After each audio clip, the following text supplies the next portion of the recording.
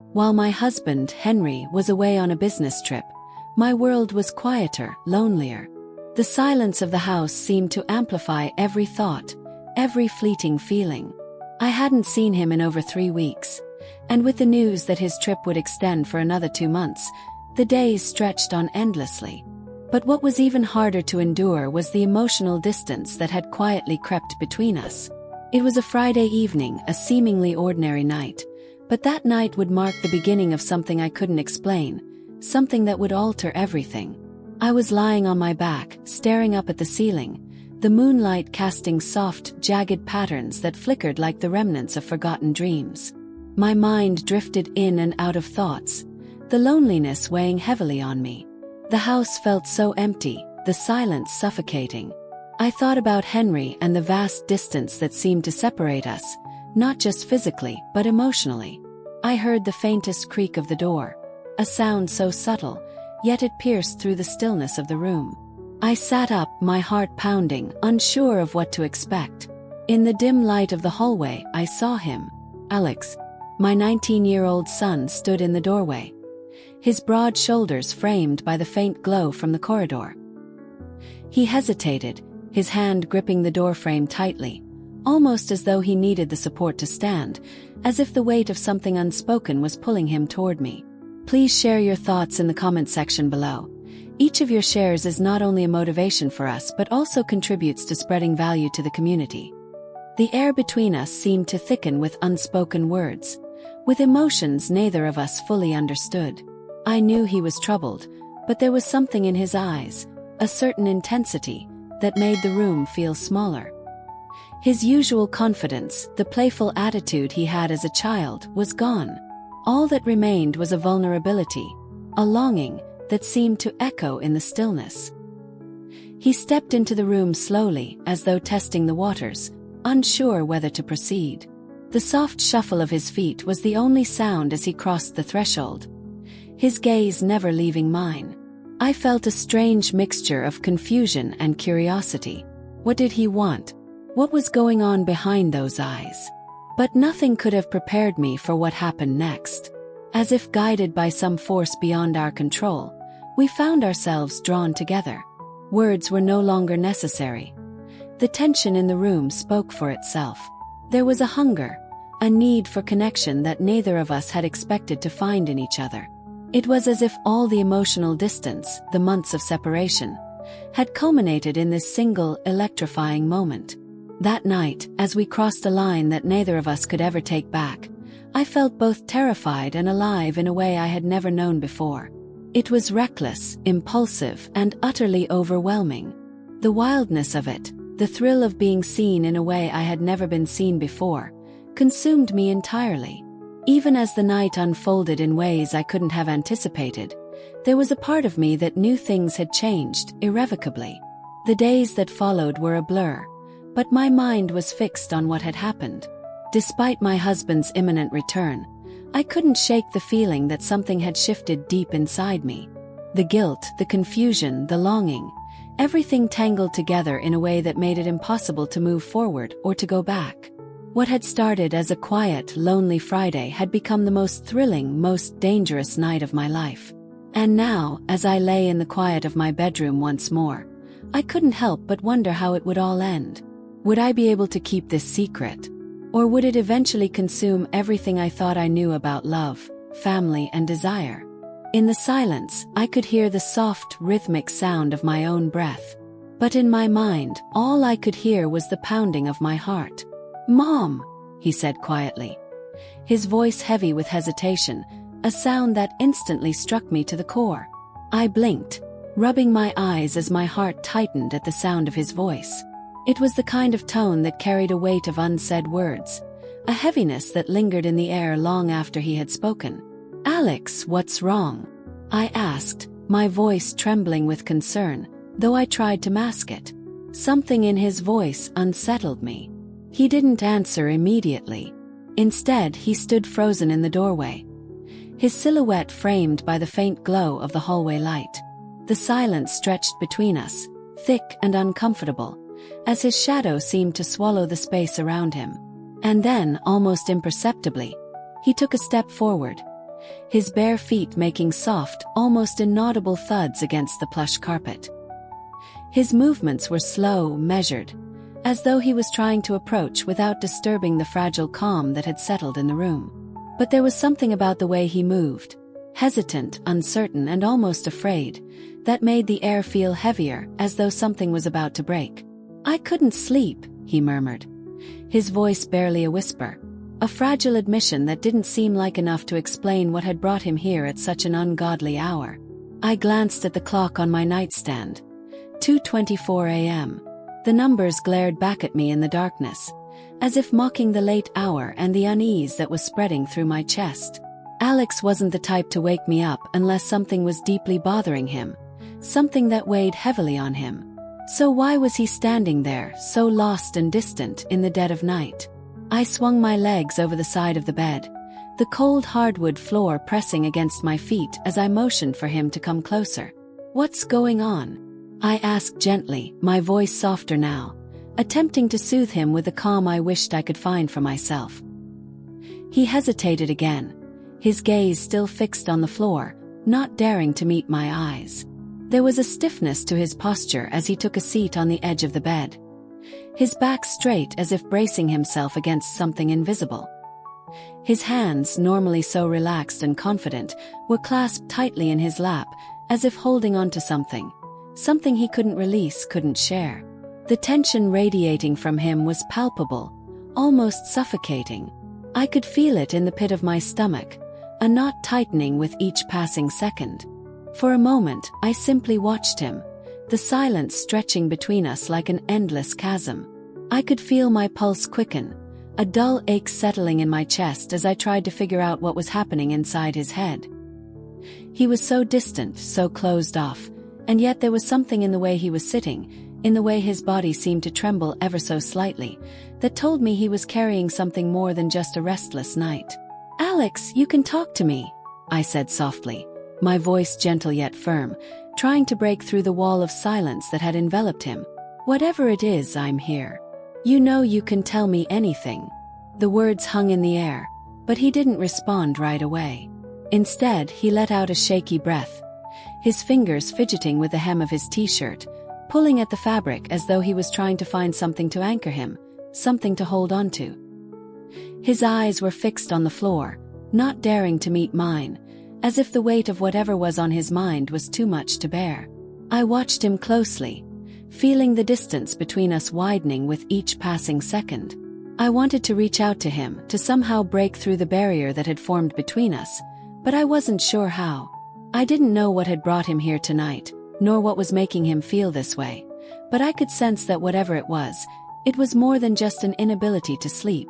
"Alex," I urged, my voice barely above a whisper now, as if the very act of speaking might shatter the fragile moment we were caught in. "Please talk to me. What's going on? What's bothering you?" His fingers stopped moving, and for a moment everything went still.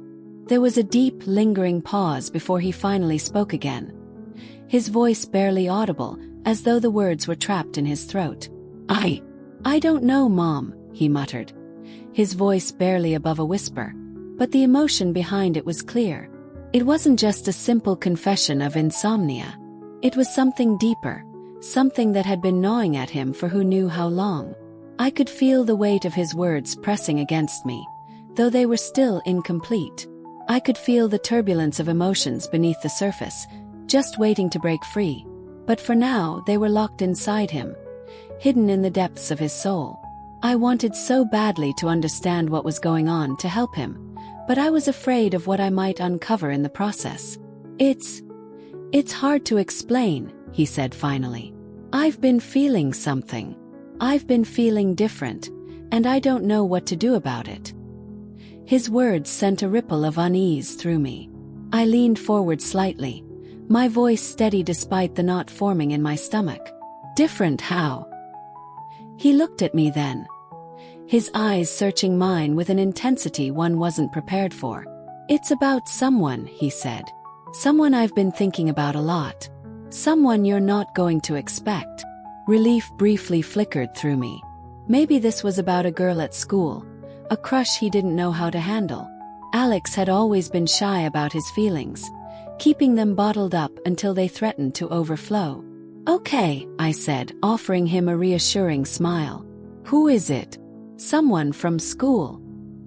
He shook his head quickly, his gaze dropping again. "No," he said, his voice barely audible. "It's not someone from school." "Then who?" I pressed gently, though a strange unease was beginning to creep into my chest. "Alex, you can tell me. Whatever it is, we'll figure it out." He took a deep breath, his chest rising and falling as if he were gathering every ounce of courage he had. When he spoke again, his voice was trembling. "It's you, Mom," he said finally. "It's always been you." The words hit me like a tidal wave, pulling the air from my lungs. For a moment I couldn't speak, couldn't think. My mind raced to make sense of what he just said, but the sheer weight of it left me reeling.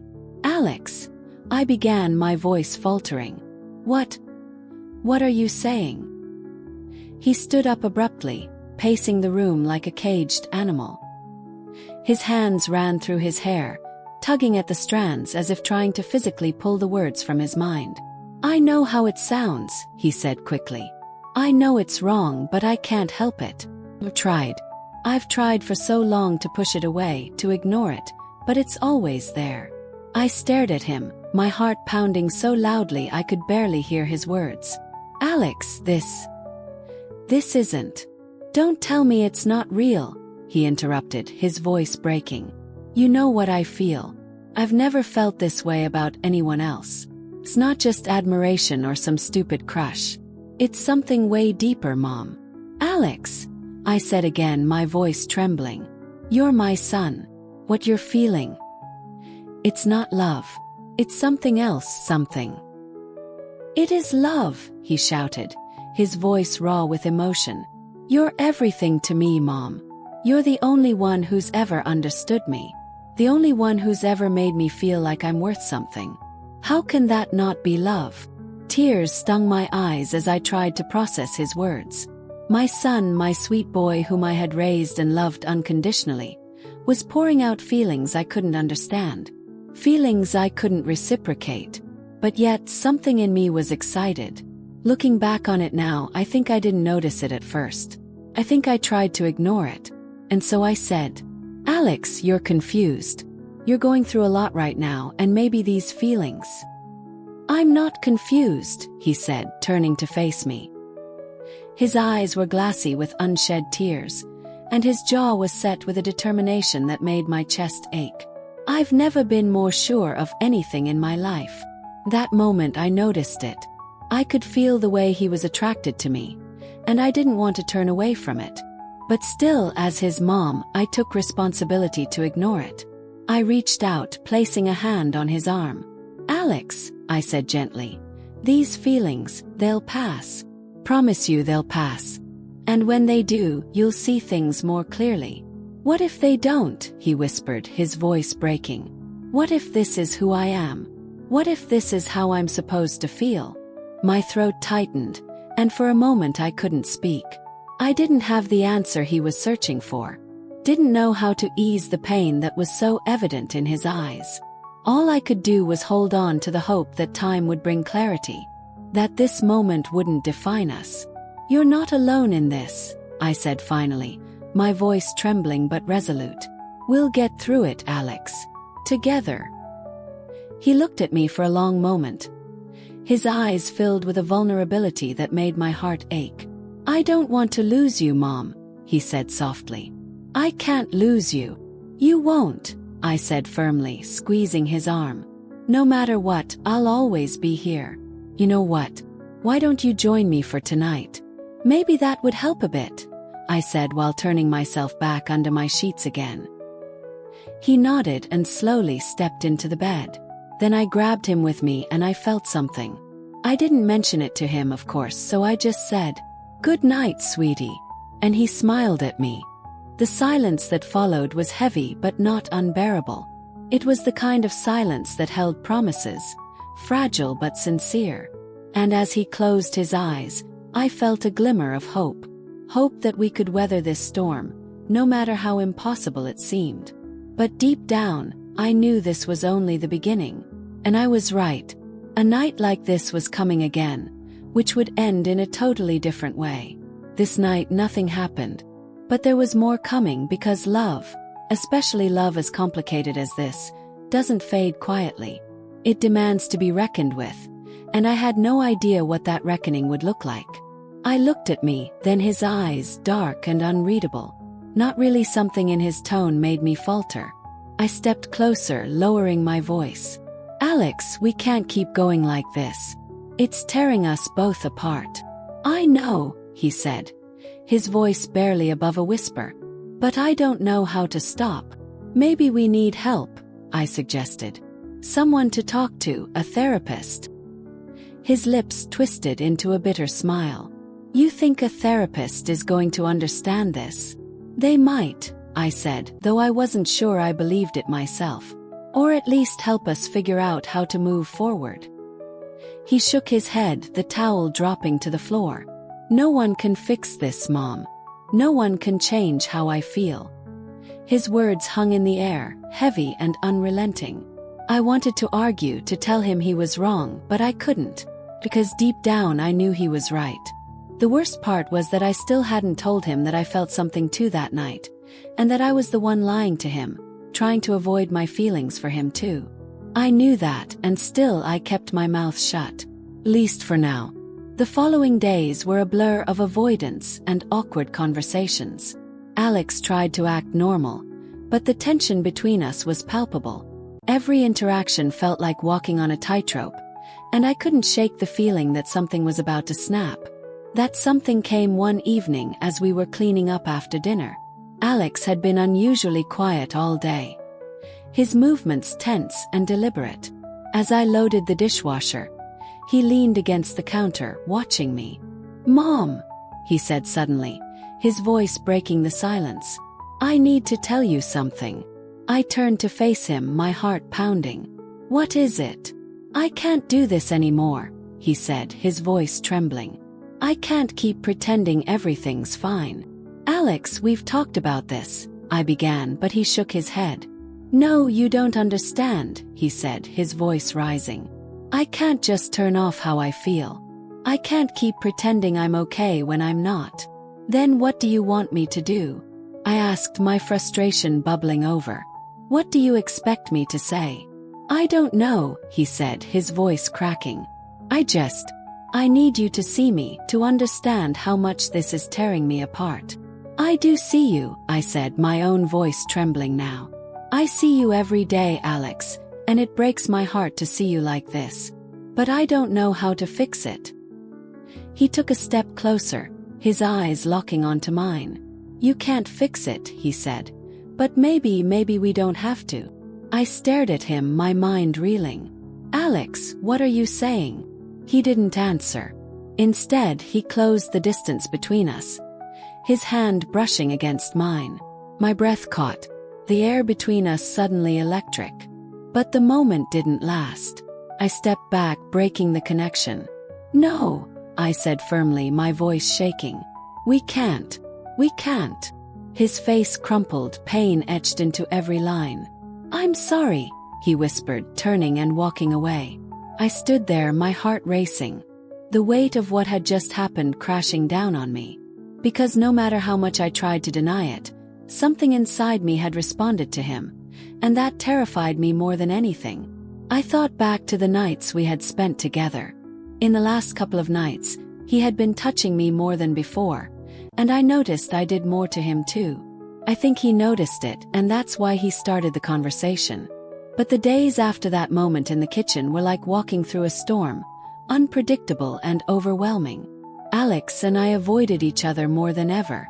When we did cross paths, the silence between us spoke louder than any words could. I told myself it was for the best, that this space was what we both needed.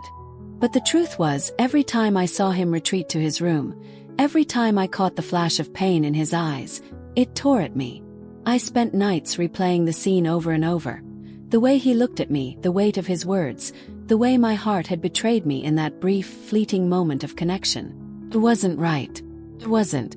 But denying the complexity of what we were feeling only seemed to deepen the wound. One evening, as I sat in the living room, a book lying forgotten in my lap, Alex came in. He hesitated at the doorway, as if unsure whether he was welcome. His hair was messy, his expression guarded. This was the moment. I just had to confess, just tell him what I felt. "Alex," I said finally, my voice quieter than usual. He looked up, trying to keep his expression neutral. "Hey," he replied. "What's up?" He stepped further into the room, but didn't sit, pacing slowly near the edge of the coffee table. "I wanted to talk," I said, glancing at him briefly before looking away again. "I know things have been hard for both of us," he nodded, closing the book and setting it aside. "They have. But, Mom, I don't want you to think I don't care. I do, more than you know." He stopped pacing, turning to face me. "I know you care," I said. "That's why this is so hard, because no matter how much I try to let go, no matter how much I tell myself to move on, I can't." "Mom," he began, but I held up a hand. "Let me finish," I said. "I've spent so much time trying to figure out what's wrong with me, why I feel this way. But the more I think about it, the more I realize it's not wrong to feel love, is it? Even if it doesn't fit the rules, even if it scares people." I swallowed hard. "Love isn't wrong," I said carefully. "But sometimes acting on it is, especially when it could hurt the people we care about." He nodded slowly, as if he'd expected that answer but needed to hear it anyway. "I get that," he said. "I do. But what am I supposed to do with these feelings? Bury them? Pretend they don't exist?" "No," I finally said, shaking my head. "You don't have to pretend. I need to confess something too, and I'm just going to tell this to help you. To channel your feelings into something that helps you grow, not something that holds you back." He sank into the chair across from me, his shoulders slumping. "That's easier said than done, Mom. But tell me," he said, "what do you have to confess?" "Well, Alex," I said softly, "I think you might have already noticed it a little. For the last couple of nights, while we were sleeping together." For a moment he didn't respond. Then, to my surprise, he let out a quiet laugh. "Your touches?" he asked. "Of course I noticed.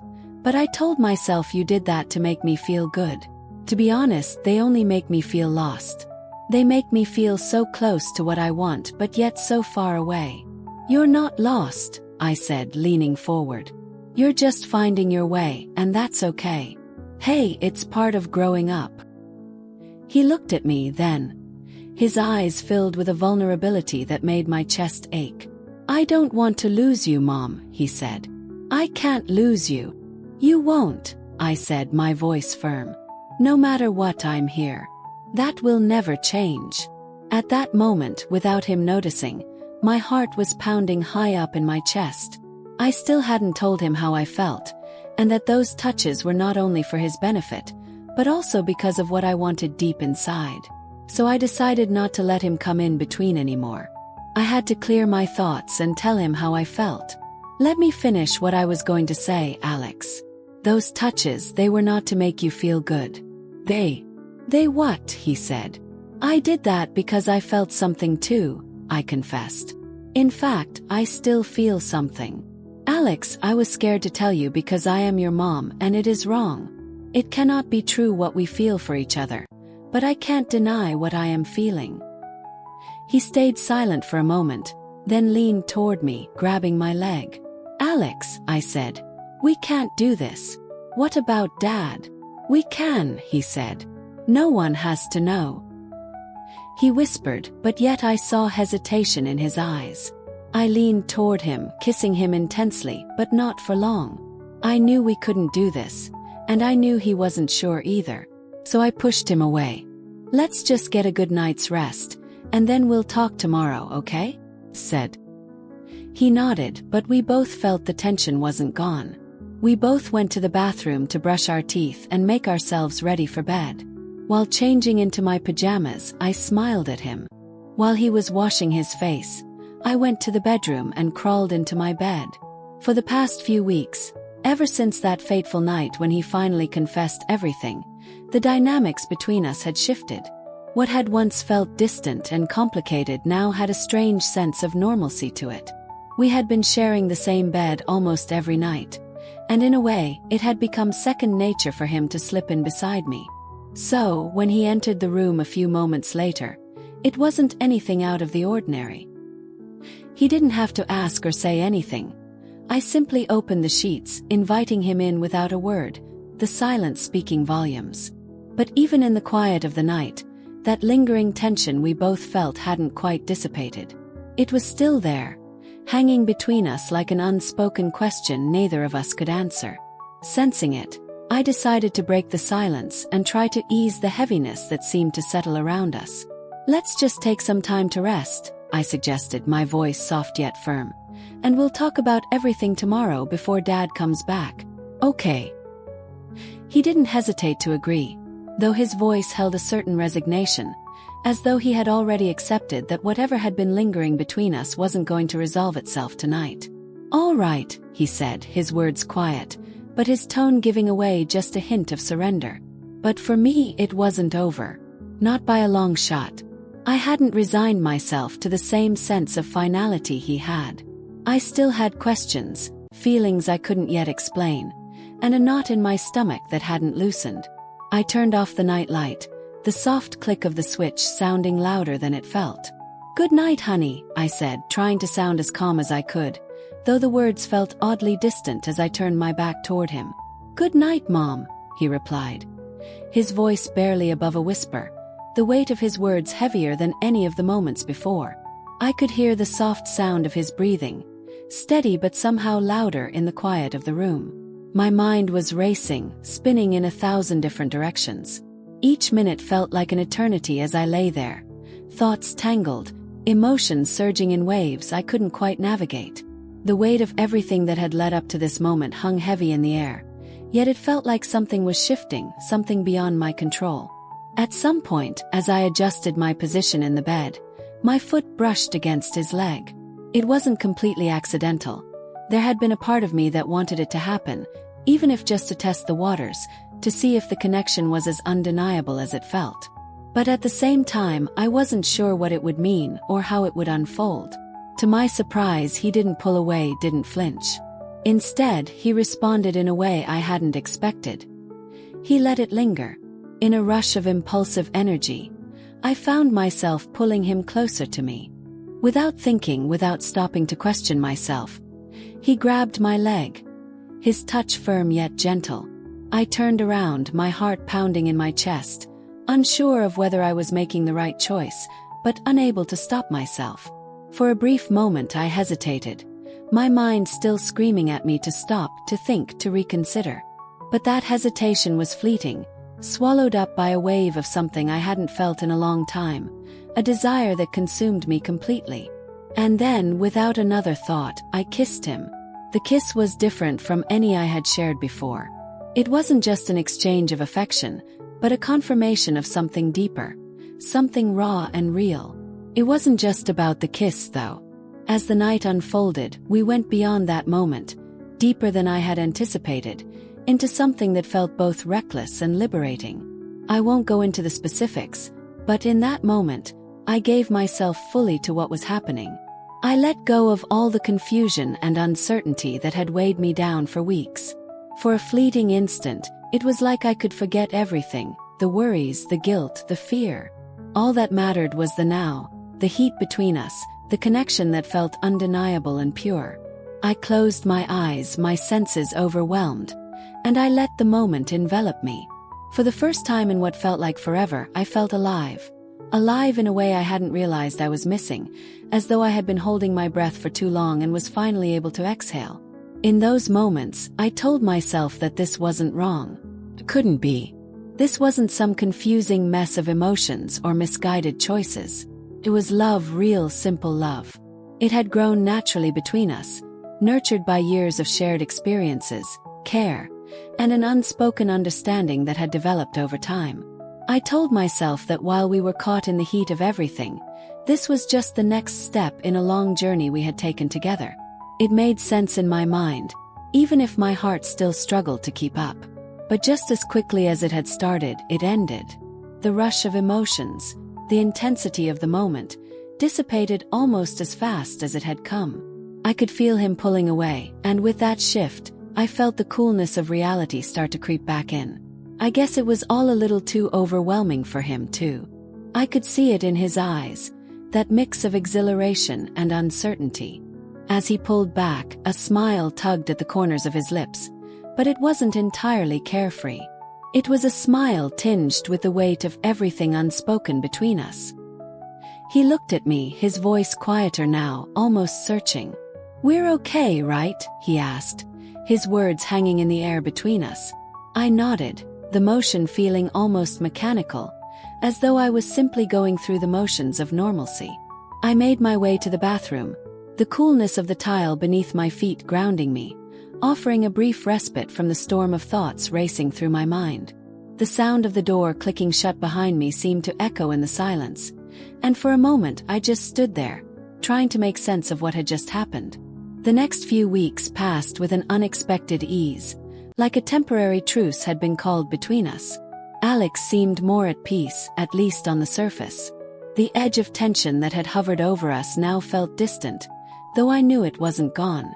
It lingered like a shadow just out of view. Alex began to spend more time outside, reuniting with friends, picking up the hobbies he had abandoned over the past year. I could see glimpses of the boy he used to be before everything became complicated. It almost felt like a return to normal, a return to a world where we could all pretend that things hadn't changed. As for me, I found comfort in the routine. There was something soothing about the small, mundane tasks that made up my day. Cooking, cleaning, organizing. They provided a rhythm, a sense of normalcy that kept life moving forward, even when everything beneath the surface felt far from steady.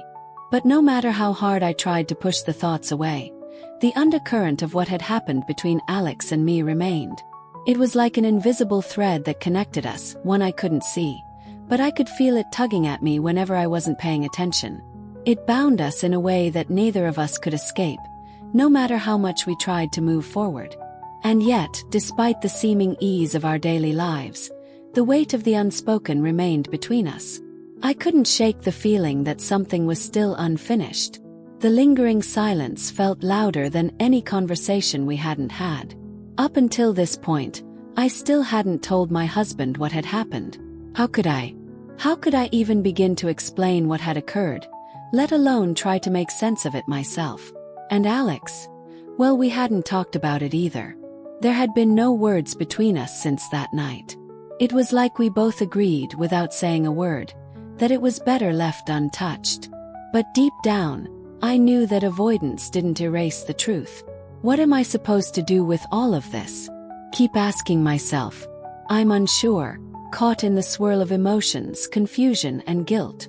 How could something that felt so real, so powerful, still be wrong? I didn't know what to think anymore. I couldn't deny what had happened between us, but at the same time, I couldn't reconcile it with the world I had tried so hard to build. Was it just a moment of weakness, a slip in judgment, or was it something more? That's why I'm telling this story. I need to understand. I'm curious to hear what others think, to see if anyone can offer some perspective that could help me make sense of it all. What would others do if they were in my shoes? Feels crazy, honestly. When I think about it, it feels like something out of a dream, something I can't fully grasp. But I can't erase it from my memory. It's there, haunting me, and no matter how hard I try to push it away, it refuses to be ignored. The hardest part, I can never turn things back. That's the truth that keeps me awake at night. The moment has passed, and there's no going back to who we were before. What happens now? Where do I go from here? The weight of it is unbearable, and yet I can't help but wonder, was it all inevitable? Was it always going to happen, no matter how much I tried to avoid it? Thank you for staying with us. If you find it interesting and useful, please subscribe, like, and share so you don't miss the next video. Thanks.